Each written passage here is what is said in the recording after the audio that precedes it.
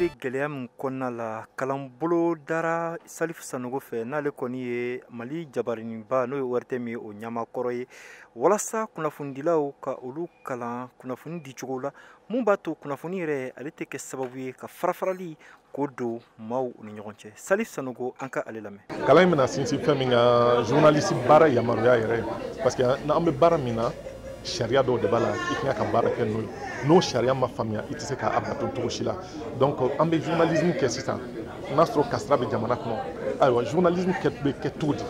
an bɛna a ɲini k'o dɔn an bɛna a ɲini fɛnɛ k'a dɔn ni journaliste taara terrain kan a kan ka kɛ i yɛrɛ ka comportement kɛ cogo di an bɛna o fɛnɛ ɲɛɲini a la donc en un mot n bɛ se k'a fɔ an bɛna baara min kɛ sisan a bɛna kɛ de ka journalisme taabolo a taabolo ɲuman k'a kɛ an kana kibaruya jugu fili kɛnɛ ma.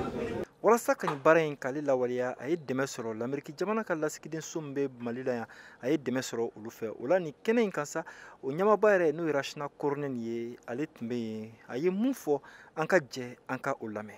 Dans les situations de conflit, les enjeux sont encore plus. Kunnafonidilaw bɛ baara min na nin wagati in na a ka gɛlɛn kosɛbɛ u ka cɛsiri o de b'a to an bɛ kunnafoni ɲɛnamaw sɔrɔ donc a ka kan an k'u dɛmɛ u ka baara in lawaleyali ko ɲuman na.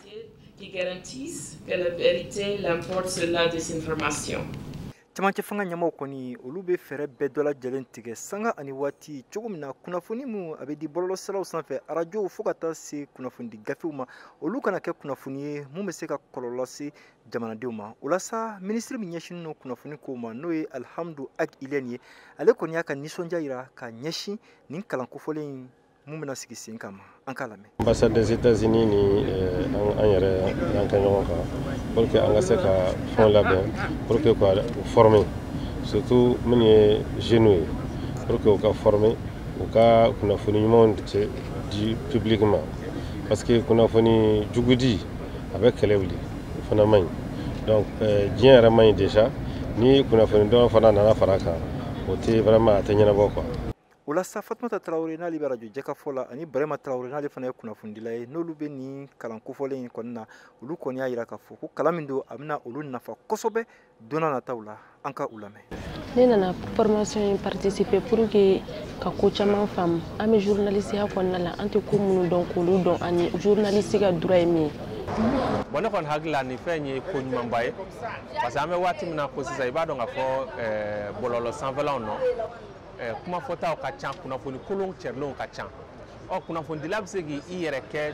baarakɛla cogo jumɛn na kunnafonidila bɛ se ka ɲɛɲini kɛ ka sɛgɛsɛgɛ kɛ nin ko la cogo jumɛn n'a fɔra ko kalan bɛna bolo kan je pense que o ye ko ɲɛnamaba ye min ni a bɛ jamanadenw olu ladɛmɛ kosɛbɛ parce que an bɛ don min na ko bi jamanaden caman kunna sirilen don kunnafoni di cogo la kunnafoni di cogo ka ca dɔw ta ye tiɲɛ ye dɔw yɛrɛ ta ye olu t'a ɲɛɲini k'a dɔn ye. O la sa ni baaraw kɔni olu kolomokarila Bamako yan don n'a nataw la Salifu Sanogo a n'a ka jama u na taa Mali fan caman ka taa nin kalan kelen in ka o kɛ kunnafonidilaw kun walasa kunnafoni halisa o ka kɛ fɛn ye mun bɛ jamanadenw olu kala ɲɔgɔn na halisa a kana kɛ fɛn ye mun bɛ farafarali ani fitina o don malidenw u ni ɲɔgɔn cɛ. Mohamed Daɲoko VOA Bambara tɔgɔ la